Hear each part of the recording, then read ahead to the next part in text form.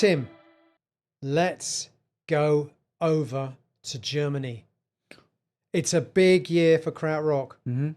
Germany calling. We've finally arrived at the point where we're going to talk about my favourite album of all time. What is that, I hear you asking? Boney M's debut? Not Boney M's debut. Was that 1972? Because it's not on the list. If it was, it should be on the list. I think it was later. Tangerine Dream. Tangerine Okay. Dream Zeit is infamously, maybe not famously, maybe nobody knows out there. I think a lot of people know out there by now that Zeit is the album that I most often, it's one of those things, how do you pick your favourite album of all time? Depends on the day. This is the album I most often come down on when it comes to choosing a favourite album of all time. Why do I like it so much? I love ambient music. Always loved ambient music. To me, this is the beginning of ambient music. Whatever Brian Eno says, ambient music existed long before. I don't think he says that, to be fair to him. Other people say that about him. Ambient music existed for a long time before Brian Eno, going back to some classical music, obviously, but also artists like Pink Floyd, reducing music to texture. Classical composers like Karlheinz Stockhausen. John Cage famously 4 minutes and 33. The ultimate ambient piece of music is for silence. Zeit is music which just hangs in the air, changes the way I relate to the space I'm in when I listen to it. And I think that's what good ambient music should do. And there's a sense of otherness about it that I never get tired of. It's quite primitive, recording wise. It's just so people know, it's a double album with just 4 side-long pieces. Each piece has its own kind of character, but at the same time, they all form part of this giant cosmic suite of a cloud of music. There's no melody, there's no rhythm, there's very little in the way of what you would call traditional harmony. It just floats, it just hangs in the room. It's still my favorite ambient album of all time. And I think it is the album I can never tire of listening to. For that reason, Tangerine Dream Zeit is my favorite album. But Tim, what's your take on Zeit? It's all right. I like it. I like early Tangerine Dream. I prefer it when they've signed to Virgin and Phaedra, Rubicon. Love them too. And I actually really like some of the early 80s Tangerine Dream. So I really like, I think Tangerine Dream, the first 15 years or so, and the many shifts they make in that period. But Zeit, even with your preferences, acknowledge Zeit occupies a unique place even in their own catalogue, doesn't it? I like it, but I think even in this year, this is a period when that kind of almost organ, drone, proto-ambient music, you're hearing it in Klaus Schulze's Irrlicht, for example, as well. Cluster 2. I think Popul probably were experimenting with this sort of style as well. Dead Garden Pharos. So I guess I feel it's part of that whole German scene. It's not an album alone. It's an album that's actually got a few comfortable bedfellows. It is an album. You're right. There are other people that are attempting similar things. So Klaus Schulze's first solo album this year, which I really like. Amazing album. Yeah, amazing album.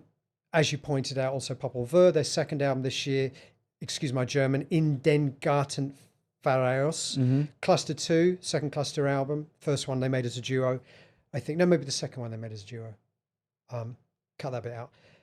These are cut from a similar cloth in the sense they are reducing music to a kind of cosmic, almost like a cloud of music. Yeah, I mean, it's tone as much. I think it's tone and it's atmosphere, sound, and texture. Atmosphere. And one of the things that's kind of interesting as well is that some of them, like, the Klaus Schulze album, for one, does sound as if some of these, as if it's used primitive synthesizers, but it hasn't.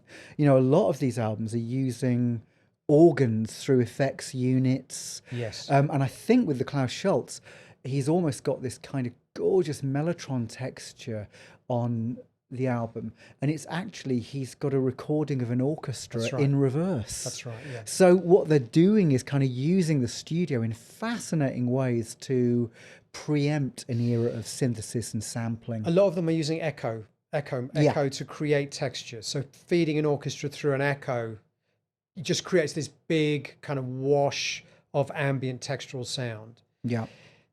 Zeit for me is a cut above all of those. There's a sense of otherness about it. The way the album starts with these 7 minutes of just four cellists playing together, allowing themselves to go very gradually in and out of tune with each other, almost like a Lamont Young sort of thing, is very unique. None of the other records have that. Also, the appearance of Florian Freak from Popul. So there is a little bit of synthesizer on this album. The guest appearance by Florian Freak from Popul, who famously in Germany was the only guy that owned the big Moog at the time. So he was the guy that came into play on Zeit for Tangerine Dream. A lot of use of glissando guitar, which is playing the guitar by basically putting it through a lot of echo and stroking the strings with. Well, I think that they gradually very much come into their own sound, and that particular German sound as well.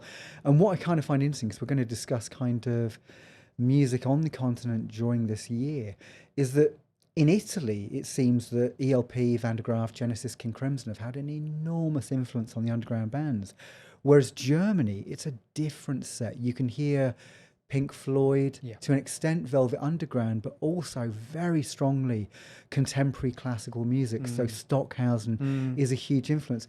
And that I find sort of fascinating, that different countries almost had different sets of influences shaping them, because you can hear that kind of Velvet's, Floyd, Stockhausen, Lamont Young in Tangerine Dream, in Klaus Schulze, in Cluster, in the Neu album, in different ways, and they reflect it back differently. Absolutely, and I think that's why I'm much more drawn, what I've always been very much drawn to, quote-unquote, krautrock, is because Floyd being my favourite band, there's a lot of that DNA in these groups. And when you take a band like Can, and let's talk about the Can album from this year, one of their greatest records, again, I don't know how you say, Ege Bamyasi, that whole kind of avant-garde classical composition approach to constructing music through tape editing is a big part. It's a big part of Can. Now, as I understand it, Can never recorded their albums on multitrack. They recorded direct to stereo, and then edited the stereo master tape to create these pieces. So there's in the castle. In their castle, So there's a sense of a lot of it just being improvised to tape, and then a bit like Teo Macero did with Miles. I was about to say, very Bitches Brew, creating the structure and the logical flow of the music, not through the performance, but through the way it was edited subsequently. And I think Holger Chukai was the guy that got most involved in the tape editing. Holger Chukai, who I think had studied with some of the classical, maybe Stockhausen. I know Ermin Schmidt certainly had. So they come from that tradition of avant-garde classical music. They've fallen in love with rock and roll music. They've discovered Pink Floyd. You're right. There isn't that sense of the symphonic side, sort of pseudo-romantic classicals, operatic side of progressive rock, which you hear in the Italian bands, and which I'm personally much less a fan of. So for me, I'm very much drawn to the krautrock. Some very subversive sounds on the Can album, and also the Faust. 2 albums from Faust this year, one in conjunction with Tony Conrad, which directly references Lamont Young in the title Outside the Dream Syndicate, which is basically, this is drone music. Well, drone is very big in German albums this year, isn't it? And I wonder what the kind of international audience was for it at the time, because obviously Tangerine Dream came to the attention of Virgin, and that opened the floodgates for a lot of the other bands. Because if you look at it, Schulze signed to Caroline, Virgin, Neu were on United Artists, Can were on United Artists, Faust were on Virgin Can ended too. up on Virgin, didn't they, as well, at one point, I think? They did later on, Amandul too were on United Artists. So these were incredibly experimental albums that you could compare to contemporary classical music that were getting major label deals, which is unthinkable. But in the UK, yeah.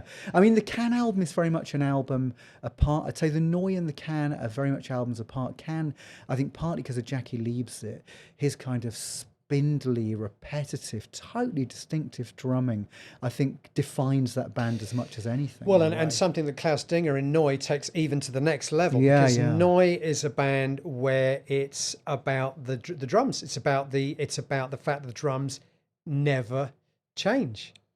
It is, although I think there's the first album. I mean, Neu, I think, is so influential in so many ways. I mean, massively. One of them, the cover. I mean, if you haven't seen it, and again, they follow this cover concept through the first 3 albums, and it's a punk cover 5 years pre-punk. It's very DIY, very in your face, brutally stark, but timeless. And in the music here, there are two tracks, I think, is it Halagallo and Negative Land, where you've basically got, you know, the blueprint for post-punk, late 70s, early 80s experimentalism, aspects of Joy Division for sure. But, you know, certainly that kind of the more experimental end of Factories, production, Martin Hannett, this kind of... So, yeah. Stereo Lab. Yeah, and Wilco. there's a relentlessness Yeah. that is way ahead of its time and completely unlike anything any band in the world is making at that point. Yeah. But the one thing people get wrong, sorry Yes. to interrupt, is that with that Neu album, there are also a lot of tonal experiments, there are a lot of ambient interludes. I think that the more relentless rhythmic element of Neu is probably more apparent on Neu 75, but it begins here. You know, there are two tracks that have That it. might be true. I mean, Neu 75 famously also predates punk. It has punk aspects too. They're a fascinating band. In the space of 2 or 3 years, they do go through all these different... But I think the track that... And maybe this is slightly unfair to reduce the band to a single track, but Hallo Gallo, that single track, which is the track that everyone... The opening track. Which is the opening track on the opening, which is the track everyone thinks of when they think of the Neu Motornik sound. Yeah. And the track has been so influential on so many artists. And you can see why. And I think because, although he's got kind of psychedelic, you know, Rota is a great guitarist and very expressive, but they keep things to a minimum, like the cover. This is spare. Yes. And I guess, you know, that and Negative Land you can hear in so much music after it. And they just don't fuss. These are really, although they're interesting productions and they're using interesting techniques, it's not fussy. It's so ahead of its time, it's ridiculous, isn't it? I mean, you hear what Bowie and Eno were doing 4 or 5 years later, in Berlin, massively informed by Neu. And yet, probably at the time, fell on, you know, a lot of deaf ears, particularly in their own country, maybe also in the UK, although it did come out on United Artists. It's the complete antithesis, in a way, isn't it, of British progressive rock. You know, you talk about Italians sort of taking up on the more kind of, you know, ornate, flowery aspects of progressive rock. This is the opposite, isn't it? This is reducing music to a few elemental, you know... Well, the German underground bands, it's almost like they took the more contemporary classical tonal elements of Source Full of Secrets and White Light, White Heat, Sister Ray as the blueprint. But also... Philip Glass and Steve Reich, are they on the map at this point? I don't know whether they're on the map. Really. I mean, Terry Riley is. In C. Yeah, In C had come out in Riley. 1969, hadn't it? Or even 68. So I But think... they've got these as the reference points. And it's almost like... Yeah. And then they take those reference points further. Yes. But yes, it is peculiar that they're not, you know, whereas the Italian bands seem blown away by that first wave of British progressive bands that are employing slightly more bombastic classical operatic elements, I suppose. I wonder if it's somehow a reaction against, you know, without wishing to go into history and politics, is something to do with the fallout from the Second World War. That Germany felt very isolated from the rest of Europe at the time. Again, I'm no geopolitician, so I'm not going to get involved in that side of things. But I suspect there's something of that there.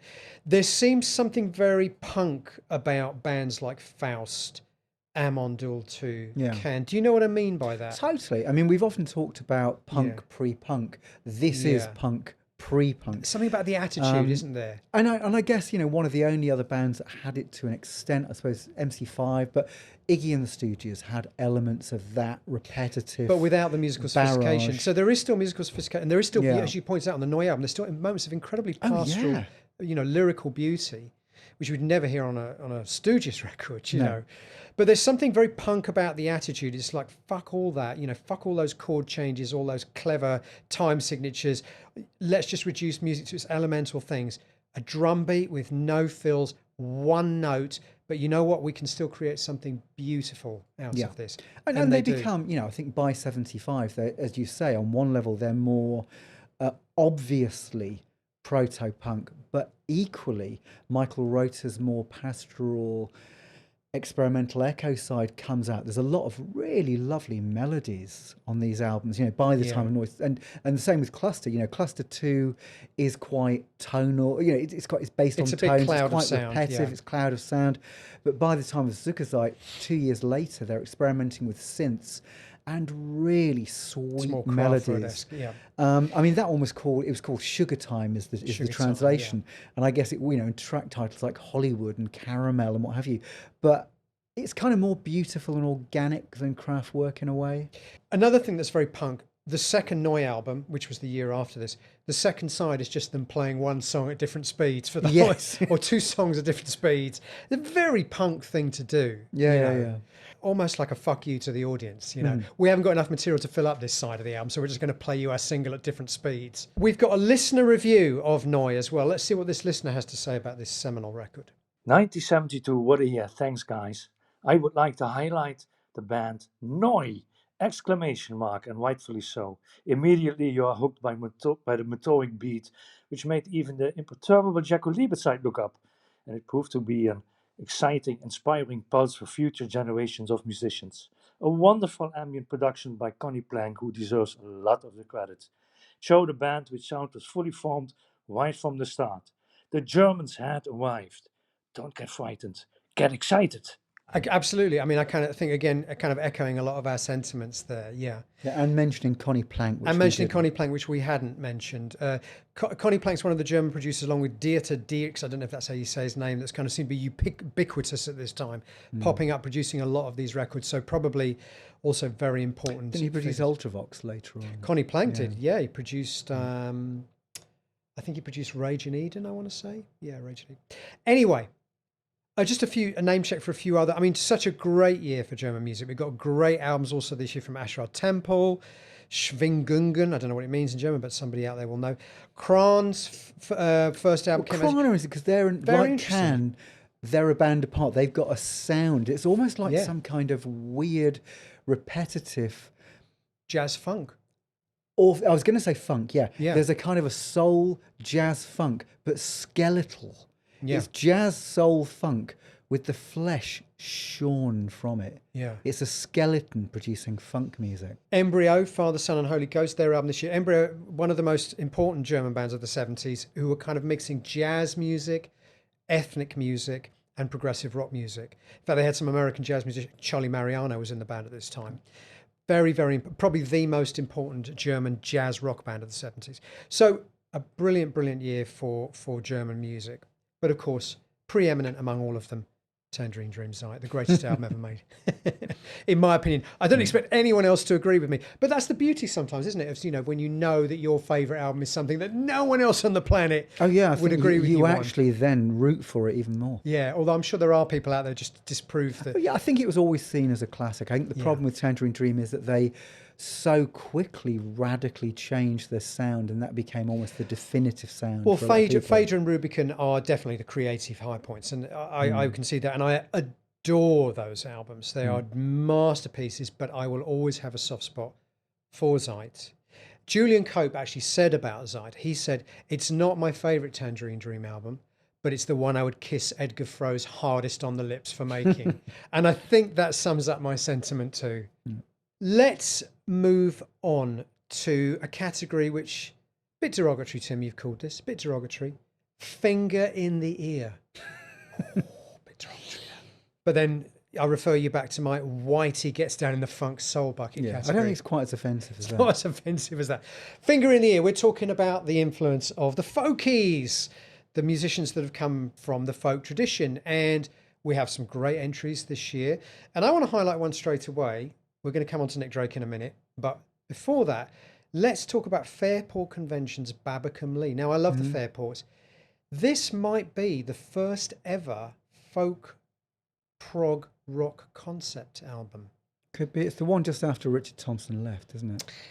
It's two after Richard Thompson left, because they made Angel Delight the previous year, which is another good record. But this is the last record I think they made before they kind of all fractalized, split up, and Dave Swarbrick put together the later lineup of the band that made Rosie. And so this is the last of the classic sort of era of Fairport albums, and it's a concept record, pure and simple. It has a narrative story about this guy that they tried to hang him, and he survived hanging, and it became this kind of folk story, folk tale. And this is what the album is about. It's a great album. And I guess it's part of Zeit, part of the zeitgeist, isn't it, to make a concept album, no matter what kind of music you play. Let's make a concept record. And here is what I believe, maybe someone out there can disprove this, the first ever folk rock concept album. It is possible. Well, I think there was at this time anyway a sort of fusion between, as we've seen, a fusion between jazz and rock artists, but also folk and rock artists. So somebody like Ian Anderson, almost has a foot in this field, I think, of the Steeleye Span and the Fairport Convention. And they also maybe feel apart. But of course, Fairport Convention did start off with more West Coast pop, rock influences. Covering Dylan and stuff like that, Yeah. But this, you can get, if you like, more English. It is very finger. I think the difference is that you could say, well, Jethro Tull were a folk rock band too. Yeah. Ian Anderson doesn't sound like he's got his finger in his ear and he's not singing about his girlfriend sailing away from Liverpool, never to return. No. This sounds exactly like the archetypal, the singing approach I'm talking about. Yeah. But it's wonderful. They're a great band. They've got a lovely organic sound, Fairport, at this point. And I think Steeleye Span, I think they're one of the most underrated bands from this period. Path of the Rogues, is that their album this Below year? the Salt, Below the which has Salt, my favourite Steeleye Span track, one of my favourite tracks of all time, Saucy Sailor. Okay. What a track. Yes. They were a great band. They were a great folk rock band, as adventurous, in my view, as Fairport Convention. Correct me if I'm wrong. Ashley Hutchings left Fairport Convention in order to form Steeleye Span. Is that right? Is that the chronology? You might be right. And then he went on then Albion left them Band. too. Then left because I think he was very committed to the idea of the English folk song tradition. And for him, Fairport he wasn't leaves pure the enough. bands just as they're about to go stellar. Apparently so. Well, no, he's on Legion Leaf, isn't he? So he's but yes, I mean, Dave Swarbrick's fiddle sound is quintessentially, folky as well, isn't it? It's an acquired taste, I guess, that kind of music. But anyway, this is one of the most ambitious records ever made in the genre, if not the most ambitious album ever made in the genre. But without Sandy's voice, it's always going to be a little bit more of a Marmite thing, isn't it? Sandy Denny on Legion Leaf is the difference between it sounding like a niche folk rock album and something that's just transcended and that so many people have experienced. Well, she is world class. Whatever she did, she would have been an exceptional singer. She's like Karen Carpenter. She's up there with Karen Carpenter in terms of her voice. So she sings on a record like Legion Leaf, on paper a folk rock album, and it makes it accessible to a very, very wide audience. Yeah. You cannot say the same of Babbacombe. The voices are very much in that sort of folky finger in the ear. And I think as well, maybe, they had their kind of high watermark with Unhalf Bricking, Legion Leaf. I mean, I think there's some great stuff on Babbacombe, and also Full House. Both of us. Full House, I think there's amazing one. Record. Is it Sloth? Sloth is amazing. Not only the one. coda for Sloth. Yeah, but I'm just saying there's one particular. That coda on Sloth is stunning. But, I think the point is that Sandy was not only the voice, she was also that kind of star attractor. There was something about her that's quite magnetic visually as well. So they lost a lot when she went. I think when they then lost Richard Thompson after the next album, they kind of lost the only possible person that could have. Which is a shame because, as we said, it's like Beach Boys without Wilson. They carried on making Brian Wilson. Yeah. They carried on making great records, but they didn't quite have the attention. Yeah, and I still think, in terms of that British folk rock, for me, it's when you're getting things like Sailor's Life and early Fotheringay at their most exploratory. That's still my favourite. But is it fair to say, because Sandy Denny released her second solo album this year, that she's also missing a little bit on her records? I mean, I like Sandy's records. Yeah. She's got the most extraordinary, like I say, I put her on the same part, same level as Karen Carpenter in terms of the pure, and in terms of the quality of her voice. Her albums are always slightly disappointing to me. I think when she sang with Fairport, they gave her a grit that she misses a little bit on her solo records. I think North Star, Grassman, the Raven, half of it is. But that's got the grit. I think that's got the grit. It's got the exploratory nature, and I agree with you. I think 50% of it is exquisite, and 50% is a little bit throwaway. This album, Sandy, same with Fotheringay as well. This album this year, Sandy, it's a little bit too ignorable. It's beautiful. Her voice is beautiful. It's got a few great songs on it. Solo is on this album. I think the Ladies on this album. That's a great song, and then a little bit forgettable. I feel like that sweet spot was when she was in Fairport on Legion Leaf. You have the grit from the band, and with her voice, it's like a marriage made in heaven. Yeah. And you produce the preeminent folk rock masterpiece. If I was doing a best of Sandy, I'd still take tracks from Fotheringay, North Star, and on this I'd take The Lady. Music Weaver on this album is brilliant as well. There are some great tracks. One of the stars on this album is, and of course he's the star on quite a number of our favourite early 70s albums. Harry Robinson. His yes. string arrangements are so distinctive. And I think what this album likes, this to me is her in between. I really do like, when North Star is special, it's special.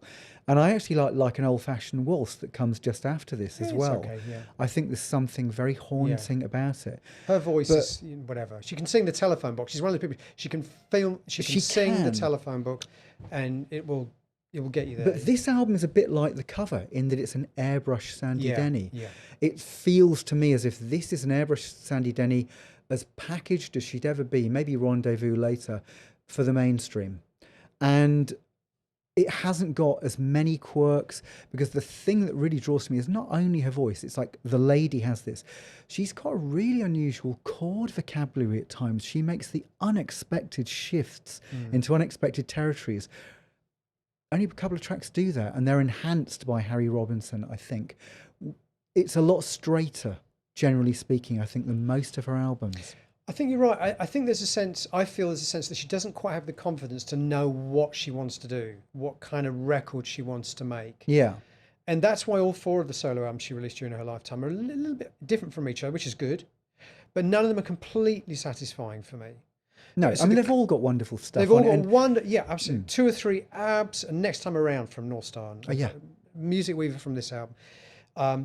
late November. Late November, but that's a Fotheringay. So yeah, I don't say fantastic. But I'm saying this sort of Pond and the Stream. She's always doing something exquisite. Banks of the Nile. Yeah, Banks amazing. of the Nile, yeah. Fotheringay for me is the most consistent. If you think of it as a post Fairport Sandy album, I love that. There's just a couple of tracks that are not so good, but Winter Winds, is it on that record as well? Banks of the Nile, The Sea. Fantastic tracks. Anyway, so we love Sandy, but we don't necessarily think she ever made a masterpiece of a solo record, unlike Nick Drake, who made 3 masterpieces and nothing else, right? Yeah. Every one of them is a masterpiece. Now, I'm one of those people that, depending on which day of the week it is and how I feel when I wake up, I could say any one of these 3 albums is the best Nick Drake album. And there are plenty of days when I'll say Pink Moon is the best Nick Drake album. And there are plenty of days when I will say the best of Nick Drake is the best Nick Drake album. 5 Leaves Left can be my favourite album some days. Brighter Later is my favourite. Pink Moon, there's something very special and very haunting about it, because we know it was the last record he made. Mm-hmm. He did 4 songs later on, but he never finished a record. It's the last complete record he made. We know he made it essentially in just a couple of sessions. He was incredibly depressed, apparently. Recorded the whole album facing the wall, couldn't even look at the engineer John Wood in the eye. Recorded this 26 minutes of sublime but simple album with no arrangement ornamentation, apart from one piano line on the title track. It's just him and an acoustic guitar. And there's something very haunting about that in principle, but there's something also very haunting about the music anyway, isn't there? There is. And the interesting thing, I suppose, the difference between this and the other albums, one, the absence of arrangements. As you said, this is really stark. It's a true, just like your new solo album, Tim. There's no one else on it. Thank you. It's just true. A plug for Tim's album. This is one of the few albums I've actually covered every single song on it. Actually, yeah. Really?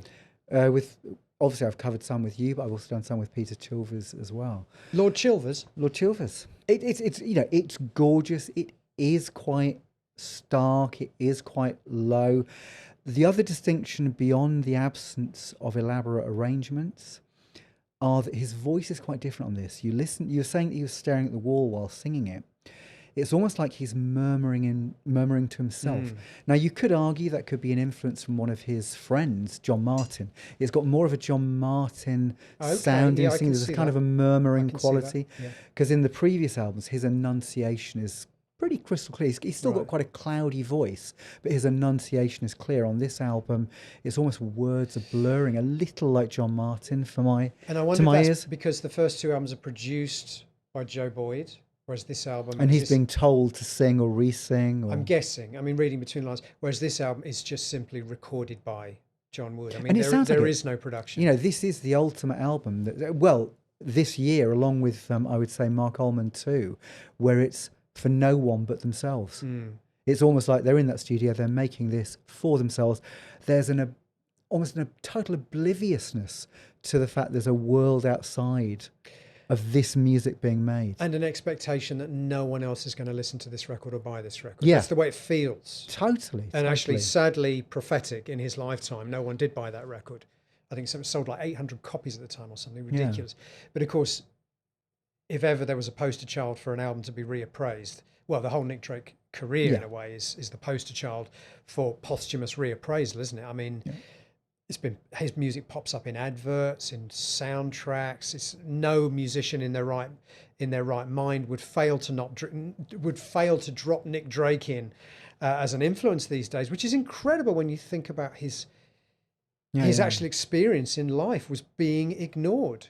Completely ignored. These albums not selling at all. Well, I was always interested. One description I think a critic gave of him, particularly during this period, was that he was a very lyrical and articulate guitarist while being a very hesitant vocalist. And I thought that was quite interesting. You've got this contrast, because what's interesting is the melodies. And I guess this is why it sort of appealed to you and I when we're doing things like Pink Moon. And I realized that he almost sings in pockets. His singing is very sparse, but the music is surprisingly rapid, the finger picking style and so on. Yeah.